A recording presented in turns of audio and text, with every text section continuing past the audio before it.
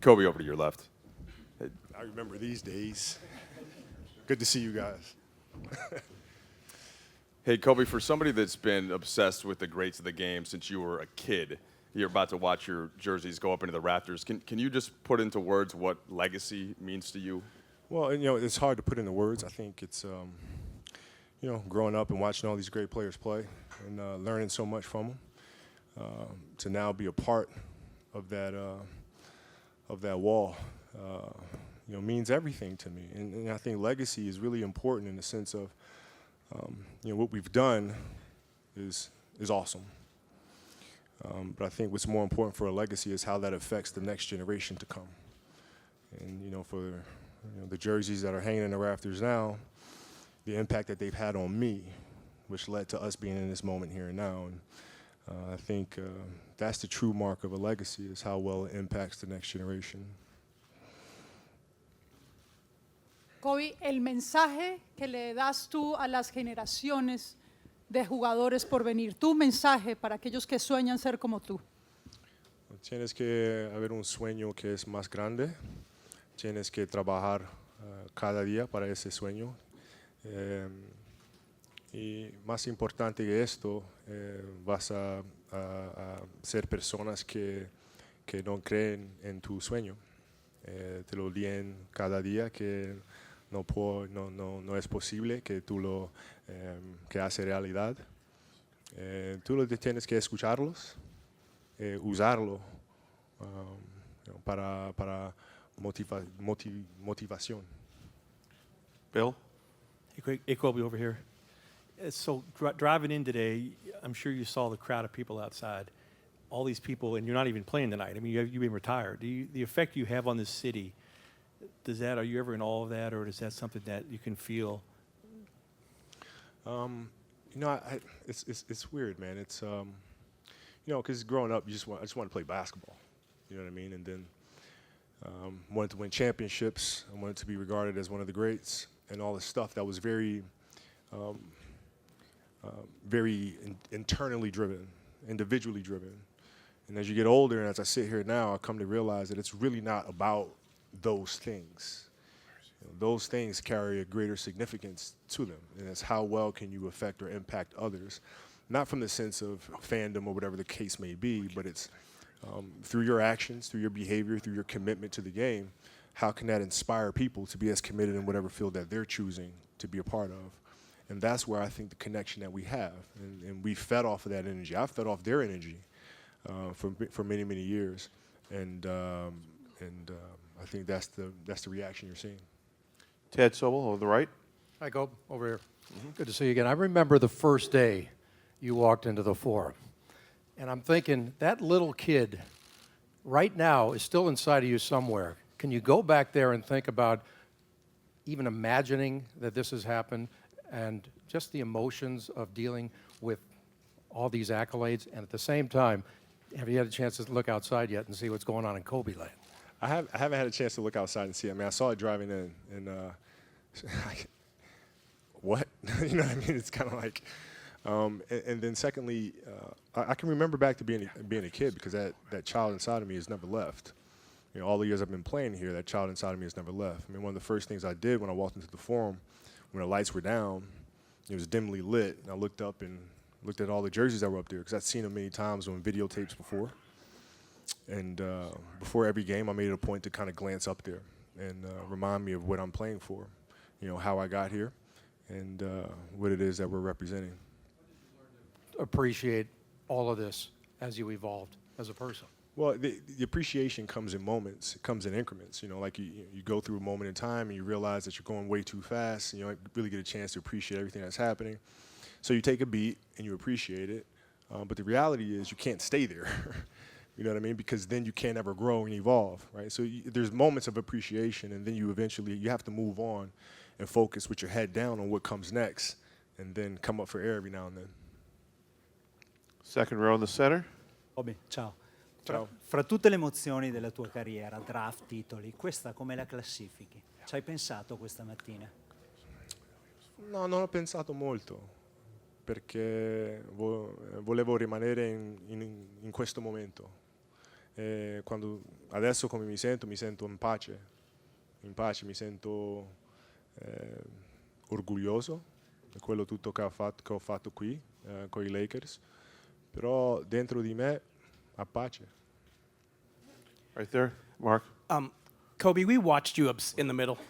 I can never get this right. I was like, you know what? I'm going to figure it out finally. Okay, go ahead. We might give you a pass to that.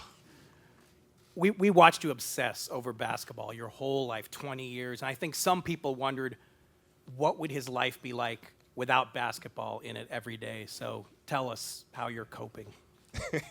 You know what? It's I had a lot of players and former players come up to me the last year, like genuinely concerned. Like, are you going to be okay? I'm like, yeah, I think I'm gonna be all right. And they said, listen, it's gonna be progressive, right? The first week, it's gonna be a serious state of depression. The second week, you're gonna be angry. The third week, you're gonna start coming around. You're gonna have a level of acceptance. I'm like, what the? No, I'm good. Like, I'm good. And I think the most important thing is finding what it is that you love to do. That's the hardest part. And it took work. Like, basketball was born to play. For the second phase, what we're doing, it took a lot of work, a lot of soul searching, a lot of investigating and trying things out. But when you find what it is that you love to do, then you wake up every morning with a sense of purpose. You know, so my life has been great. I mean, I fell into a great routine. You know, I work out 5 o'clock every morning, take the kids to school, get some breakfast with my wife, go to the office, work there, pick the kids up, and then from there it's just, you know, volleyball here, basketball here, soccer there, you know what I mean? And that's my routine. Kobe, what Damn it. what process did you go through in writing your speech? And I assume you might have talked to some people or whatnot. What speech? Halftime. I didn't write a speech. It's all off the top of your head. I didn't write a speech. I didn't write a speech. And also, as far as how often do you come out back You here? got me thinking about what the hell I'm going to say. I literally got to repeat that. I literally didn't hear a damn thing you just said right now. I was completely thinking about what I was going to say. Go ahead. How did you work on your speech for halftime? What did you do? I'm doing. I was doing it while you were asking the question. After you. Okay. I don't know. I guess you just kind of, you sit in the moment and then you let whatever's inside of me at that moment just come forward. And I think preparing for stuff like this kind of is not really true to form. You just kind of got to sit in the moment, absorb it, and then whatever comes out comes out. Hey, Gobi, last time you were here, you had just scored 60, your final game after playing 20 years. Tonight you're strolling in with literally a stroller through the tunnel. So what's going through your mind? The first thing you're thinking about as you're walking through again? I hope all these cameras that are flashing do not wake up Bianca. Because this kid's got a lot of energy, man. I'm trying to, my biggest concern of the night is she going to be able to sit there for the duration of the game, or is she going to try to run out into the court? Because she does not like sitting down for too long. So that is my biggest challenge of the evening. But I mean, I feel great, and I'm very proud to come in here with my family. I'm proud that Bianca gets a chance to be in this environment, although she won't really remember anything of it.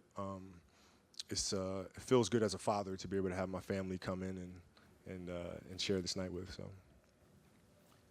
Kobe, aquí una en español. En pocas palabras, ¿cuál es el legado de Kobe Bryant?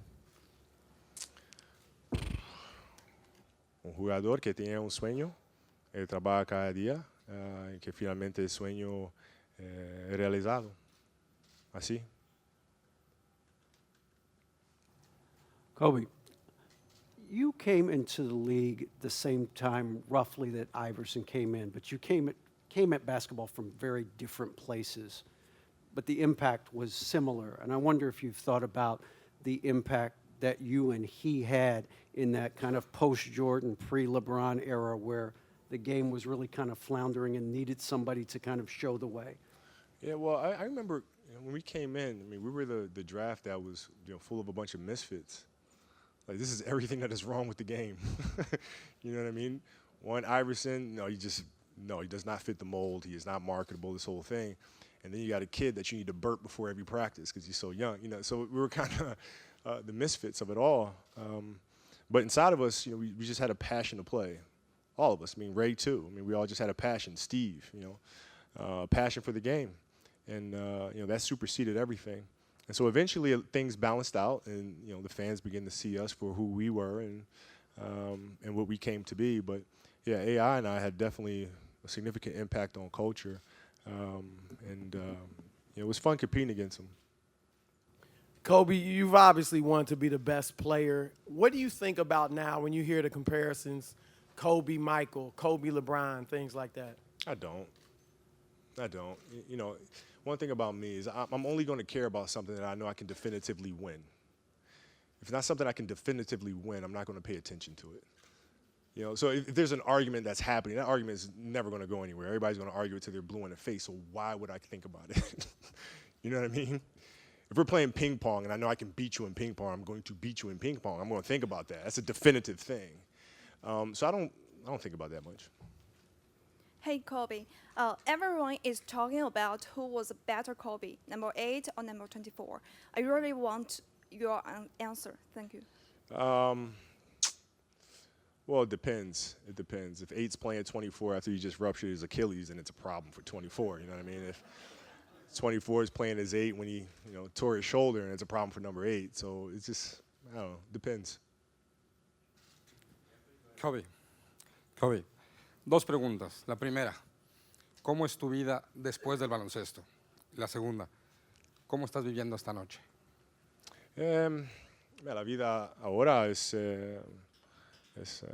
muy linda porque estoy con familia cada día, escuela, mirando cómo juegan sports después de escuela y cenar con mi esposa, todas las cosas que antes que me retiro no podía hacer. Y esta noche soy a paz, porque estoy aquí con familia y tengo que hablar a vosotros, pero eso es una cosa que por una noche lo puedo hacer, ¿no? No, soy muy feliz, muy feliz. Kobe Anthony Gilbert, Hoop Magazine, NBA.com. My question for you is, when you talked about looking up at the numbers, the retired jerseys, you saw Wilt Chamberlain. And you're from Philadelphia, even though you pretty much grew up most of your life out here. What does a night like tonight to be the only player to have 2 jerseys retired, what does that mean to your hometown and to your family?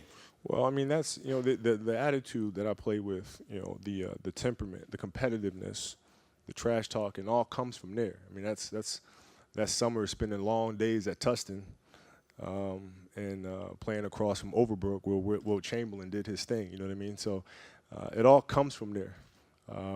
So I'm really happy to be representing that at that level, and to have 2 Philly boys with their jerseys hanging up there is pretty awesome. Pretty awesome. I should be getting free water ice every time I come down there, by the way. Word. Not just the U.S., but the world is watching. And we know you just announced plans for the first NBA school in China. What kind of legacy you want to leave in China and also across the world? And also, I'm curious, do you still sometimes wake up at 4 o'clock in the morning? Well, I wake up at 4 every morning. It's just I don't know. I don't know. I just wake up at 4, and I got nothing to do, so I might as well work out, might as well write, might as well do the things that I need to do. So, and in terms of going forward, it's about educating. It's about teaching. It's about teaching the game. It's about teaching the game within the game, and a lot of that is emotionally driven. You can teach fundamentals, you can teach footwork, you can teach basics, but we also have to teach, that goes hand in hand with that, is how to deal with anxiety, how to deal with pressure, how to understand how to quiet the ego, all those little inner battles that take place. We have to be able to teach that as well through sport. And then through sport, hopefully, we can have children grow up to be outstanding citizens. Andy? Close enough. Kobe, you talked a little bit earlier about some of the younger players. Over the course of 20 years, you kind of condition the city not just about success, but also in a very specific way how it's supposed to be done. What challenge do you think following you creates for whoever it might be coming next to kind of fill that role? Well, I mean it's a challenge, but isn't that what we're here for? You know what I mean? I don't think it's something that needs to be viewed from a broad lens. I think it's your job to do that. I think it's the fans' job to do that. But for players, you know, for Kuz, for Lonzo, for Ingram, for the guys, they just look at it day by day. That's all. You know, how do I get better today? You know, how can I do better today than I did yesterday? And you look at it in incremental steps. And then when you do that, you wind up forging your own legacy that you'll look back years from now and everybody will marvel and wonder at. But it's your job to look at the macro vision of it. It's the player's job to look at the micro steps to get there. 2 more questions. Bill? Over here. Hey, I know you've answered this before. You got to give the answer. 8 or 20. If you had to retire one number, 8 or 24. If they do a statue of you out there, 8 or 24. If you do a statue, you don't necessarily have to see the number anyway. You know, if you do hair, I guess it's a dead giveaway. But, you know, I kind of go back and forth. But, you know, 8 has something that 24 will never, ever, ever, ever, ever have. And you know, that's the ability to grow hair. So it's honestly, it's tough. Yeah, no, I'm with you. I'm with you. I didn't understand your plight years ago, but now I certainly get it. It's really, really tough for me. I think 24 was more challenging. And, you know, I tend to gravitate to things that are harder to do. And physically for me, it was really, really hard to get up night in and night out, man. It was really, really, it's a grind. You know, taking on the Boston Celtics, you know, having a bone fragment in my foot during that series, having a broken finger, and, you know, muscling through that back half of the career, some of the toughest stretches of basketball ever, man. And so I guess if you forced me to pick one, I'd probably go with 24 because of that. Last question, center. Kobe, you obviously there's this huge celebration for you today. You spent 2 decades here. You know, it's kind of a celebration of your whole career. What you kind of talked about it before. What will it take for this franchise, you think, to kind of officially move on to the next chapter after Kobe? Well, the thing about sports is that the chapters are coming whether you like them or not, right? The stories are being written now, right? New legacies are being created now. And I think for the players that are here now, like I said earlier, it's just to focus on the micro stuff, the day-to-day stuff. That's it, man. That's it. You just work on your game, right? The little details of it. How do you get better? Studying film. And then as time goes on, you'll look back at this beautiful thing that they've created, right? But in the moment it's creating, you don't know. Like, you know, if you guys 15 years ago, you said Kobe Bryant would be sitting here giving advice to younger players in the NBA, you guys would be like, get the fuck, are you kidding me? This guy? No way, right? And so you never know. You never know. You just go day by day. You appreciate it each day as it comes, and that's what these players will do. And years from now, the fans will look up and say, man, they built the dynasty again. So. All right, thank you, everybody. Thank you. Appreciate it.